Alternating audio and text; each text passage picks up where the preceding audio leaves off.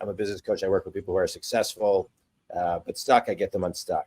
So my question to you is, where's a recent stuck that you've had, and how did you get unstuck?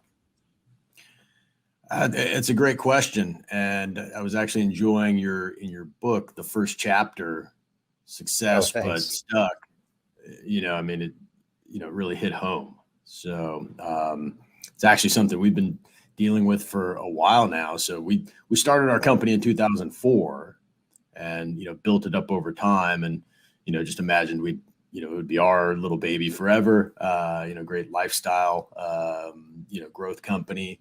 But ultimately in 2019, we made the decision to sell. And so that was obviously a big decision and a good one ultimately, but then it begs the question of, okay, well, what next? How do we evolve? And that's something me and my partners have been contending with in different ways over the past few years. So, so how do you evolve? I think it's a big question. I get, as a business coach, I work with a lot of people who are in those stages. I work with people who are getting ready to sell and ultimately sell their company, and then work with them on their next chapter or their next business venture.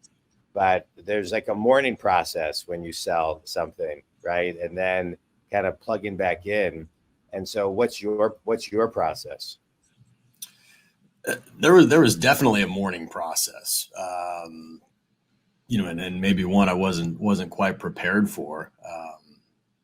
The company was our baby, so to speak. And then so parting ways with that is psychologically, something I think business owners definitely have to deal with.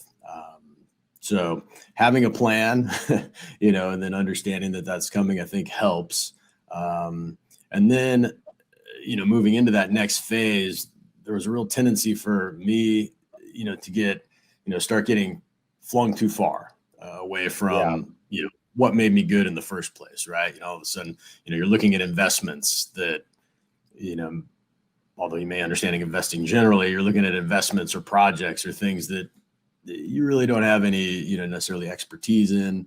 But now, we're going to be this entrepreneur, and we're going to get into all these different fields. And I think, for me, with a little bit of hindsight on it now, it would have been, as you move into the different projects, into the different fields, don't lose track of your superpower, whatever made you great in the first place. And then